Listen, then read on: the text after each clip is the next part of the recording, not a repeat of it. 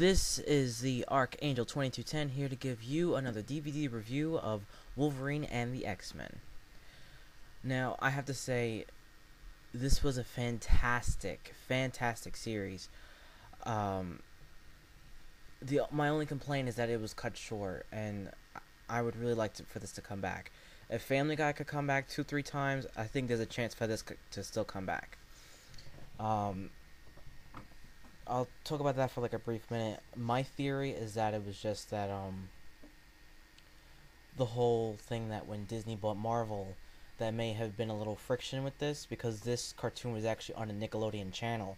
So there may have been some friction with that, and they were actually planning on doing a season 2 with Age of Apocalypse, Colossus being in the forefront, his sister Magix, Deadpool was actually going to be a character, I think, I'm not sure. And it would have been a really great story that they had lined up. But unfortunately, it didn't pan out. But we still have the complete series on DVD, all 26 episodes on 3 discs. And it's a fantastic DVD. Fantastic DVD. I have to say, it was a really great, because they didn't just have, they incorporated all the classic nuance from the comic books, from like the classic, they had their first class be the original first class with Marvel Girl, Cyclops, Iceman, Beast, and Angel. They had it with, that was the Founding Five for when Xavier made his class in here, and they incorporated also styles of the actual movie franchise in here as well, so they kind of melded it together, but it flowed nicely. It was done really nicely, where it kind of had a style of the movie series, and it's almost in a way you kind of watch this instead of the third movie, sort of, but it kind of stands alone, because it's different from X-Men Evolution, it's different from the 90s cartoon. Not that those aren't bad, those are good in their own sense, but this is on a different level. It's a little bit darker, and there are like 3 storylines or so that you all think, oh, these are all random strings, but they all intertwine and interweave together and to become this really great, amazing story arc at the end of the story. You have the whole struggle that Rogue has with the X-Men. She joins the Brotherhood for a brief moment to find out what's going on with them. And then there's Xavier. He wakes up in the future. He's communicates to his X-Men through his past self. So he's communicating that way. So you get the future storyline where he's trying to prevent this horrific future, which is a little bit of like Days of Future Past. There's a little bit of like the Dark Phoenix saga towards the end of the series, the end of the season, I should say. And the team format is really close to the Astonishing X-Men of the Joss Whedon run.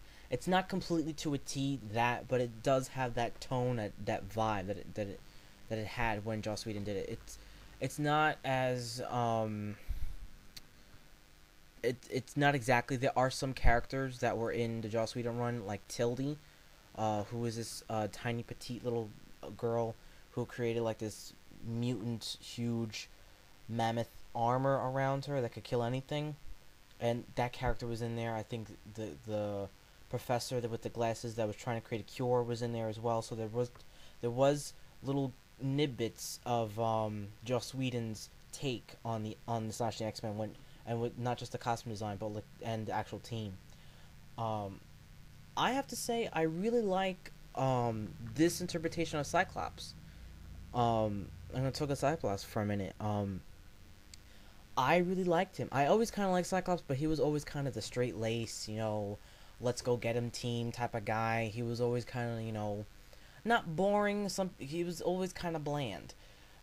He was always kind of like the goody two shoes. But in here, since he's not the team leader, Wolverine is. He's on this mission where he wants to find Jean because she's been missing since in the very beginning of the series. Is that Xavier and Jean both suffer a mental attack. The mansion explodes. We don't find out what happens after, and then Fast forward a year later, the team broke up, and they're trying to reassemble themselves. And I love the design of Cyclops. He has this long gray trench coat. It's very Gambit-esque, but a little bit different from Gambit's coat. And he just seems like this, because there was this one episode where it really just went, because he was like running after Mr. Sinister, because he thought Jean Grey was taken by Mr. Sinister, and then she wasn't. And Mr. Sinister, he's makes another appearance in here. He's actually voiced by Mr. Sinister's voiced by Clancy Brown. Wolverine's voiced by Steve Blum. Cyclops is voiced by Nolan North. Jean Grey is voiced by Jennifer Hale. You have a lot of great voice actors in here as well. Fantastic voice acting, which really just added the depth of this show. It really made you believe these characters. One of the other storylines that was in there, which focused on Nightcrawler, which was a Genosha storyline, where he was helping refugee mutants travel to Genosha, and that's where he met Scarlet Witch, aka Wanda Maximoff, who is Magneto's daughter, and he actually falls in love with her. They don't completely fall in love, but there is that whisper of them having affection for each other. They don't completely fall in love, but there is that tone where there's okay, they do have feelings for each other, and they really don't express it as much, but it is there. And Mojo makes an appearance in here, and Mojo and the only two characters that make an appearance in this story arc that don't exactly connect to this story arc is Mr. Sinister and Mojo. They really connect to the second season, which would have been Age of Apocalypse. They connect to that storyline. There's really nothing bad I could say about this cartoon. I really love the animation. The animation, it kind of reminded me of X-Men Evolution. Some episodes, it was a little bit different because some episodes were really good. Like the more emotional ones, I believe Shades of Grey, when Emma Frost is going through Cyclops' mind and sifting through his memories. I love the animation in that episode. It was one of my favorite episodes because we got to see into Cyclops' origin, and it was close to the comics. And I was like, even though this was a completely different cartoon, a completely different take, they tried as much as they can to remain intact the original origin for each one of the characters, which is really difficult because there's over, by now, 50, 60 years of comic book mythology to put in together, which they did really nicely. I would have liked to see more of Jean Grey, but I kind of understand why they did that because she's so powerful. You really can't have her on the show that much. And so that made Emma Frost the token telepath of the group. And, I understand, as much as I love Jean Grey, I understand why in the comics and why in this cartoon they didn't have her as the initial team. In the comics right now, as far as I know, because I haven't been keeping up with X-Men, Jean Grey still have been dead, and she's been dead for a few years because mainly she's so powerful, and she's the Phoenix, but then she goes to Dark Phoenix so many times that, it's kind of like she would be so powerful she could almost abrupt every villain that they come across by herself. One, and two,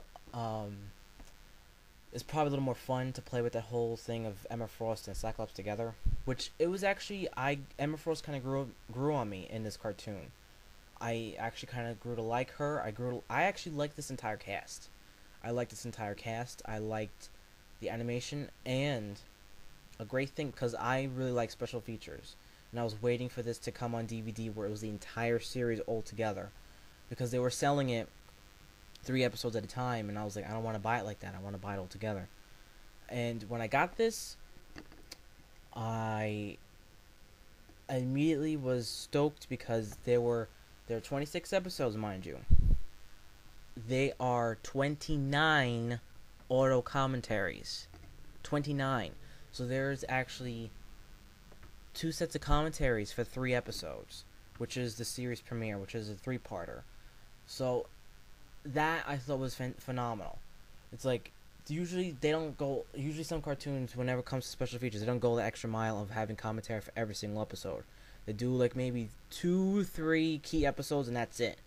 But since it was the creators, they were able to do, like every single episode. And I thought that was really great. I really like commentaries. I like to get inside their mind and everything.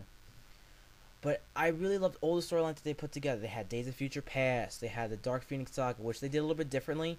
But for this format, it actually fit. Because they didn't do the whole Shi'ar Empire and everything. They did it where the Phoenix Force was a separate psychic entity that attached itself onto a telepath. And it's been happening for millennia. And that's been going on for centuries and centuries. So that was happening to Jean. And I really like that interpretation of the Phoenix. I'm very picky when it comes to the Phoenix storyline, and they had the Hellfire Club and they had everything at the end, and I was like, I really like this ending. I really like this series as a whole. For anyone that is a fan of X-Men, anyone that is a fan of cartoons, anyone that is a fan of action adventures, you will love this cartoon. It is fantastic. It was fantastic. I just absolutely loved this anime cartoon. It was filmed and created like a cinematic experience. So I would have to give this a 9 out of 10. A 9 out of 10 mainly because there wasn't a season 2.